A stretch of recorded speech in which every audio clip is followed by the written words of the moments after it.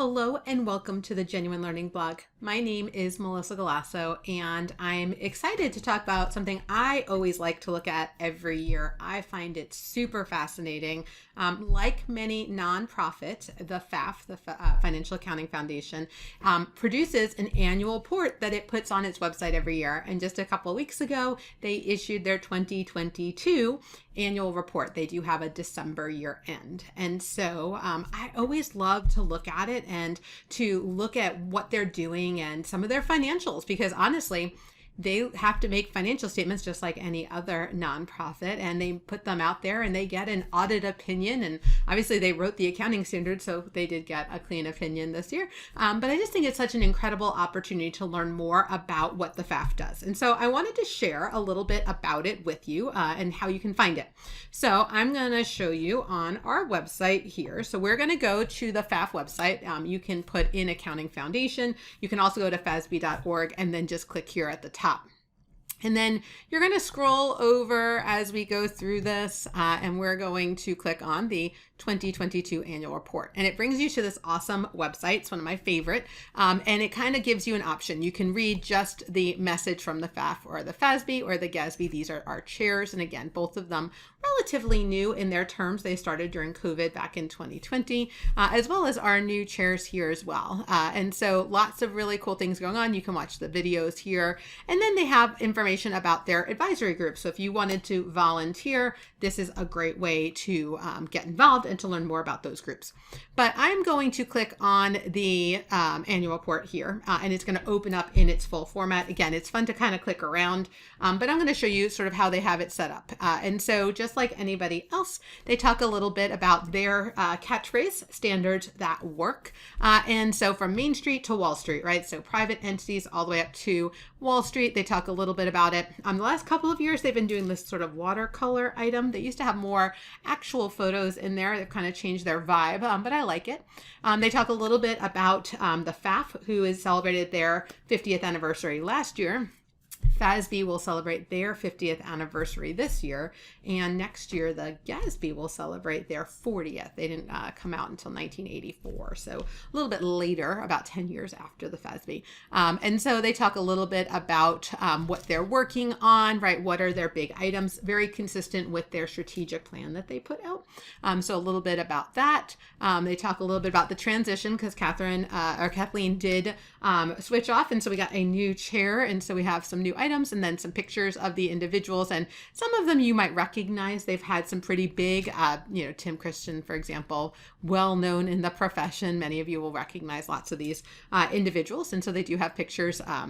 Rick from Pinion, he's been very popular also with NASBA, so you probably recognize him as well, and quite a few others. Tim Ryan, another major player in the industry. So lots of very cool people as we go through this. And then they talk about what their goals are, right? Just like any other entity, they kind of walk through their goals, and then they have their FASB chair message, and then they have the members. And as you can see here, right now we have 1, 2, 3, 4 women, and we have 1, 2, 3, 4 men. Hillary is a technical director. She's not technically a board member. So we are going to get our first majority female board in July of 2023. So next year, we're actually going to have some more women outweighing the men on here. So again, very exciting period of time. And then they talk a little bit about what they issued, what they got done in terms of that, their advisory groups, how did they celebrate that 50 years?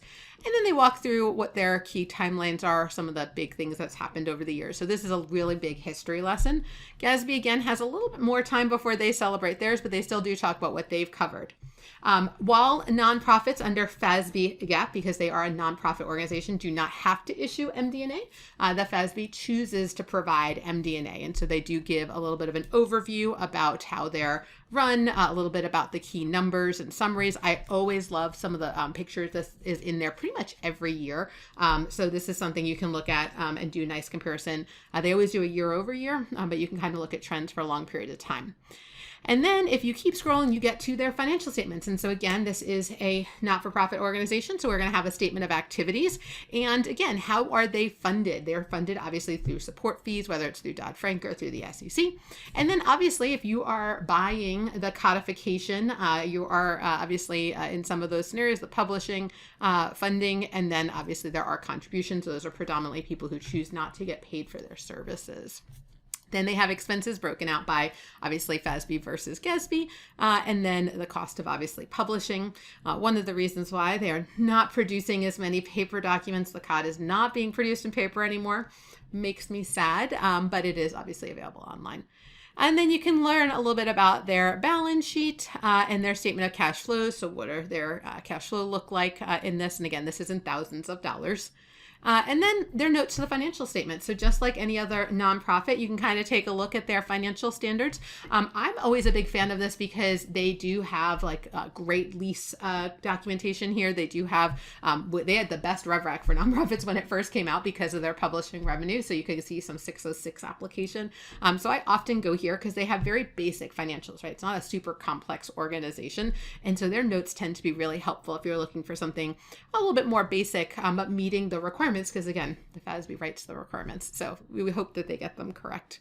And then as you go through them, we do have RSM who does their audit, and they have this lovely clean opinion. They are using the new opinion format with the opinion first as you go through this.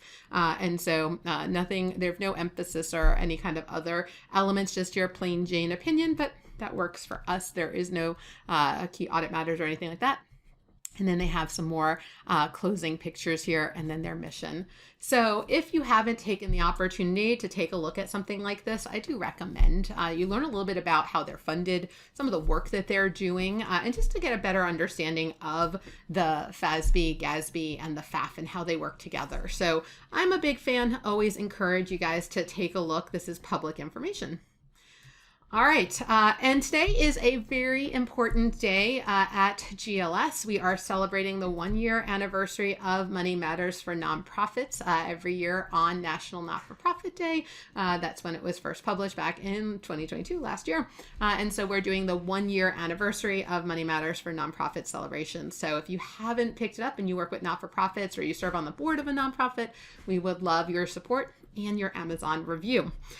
Also, keep in touch. Obviously, you can subscribe to our newsletter. You can follow us on LinkedIn, and you can also look at some of our CPE offerings. So we are so grateful for all of you. This is a big day for us. And so thank you, thank you, thank you. We are very grateful. All right, with that, I'm going to thank you again for joining us, and I look forward to seeing you on a future blog. Have a great day, guys. Bye-bye.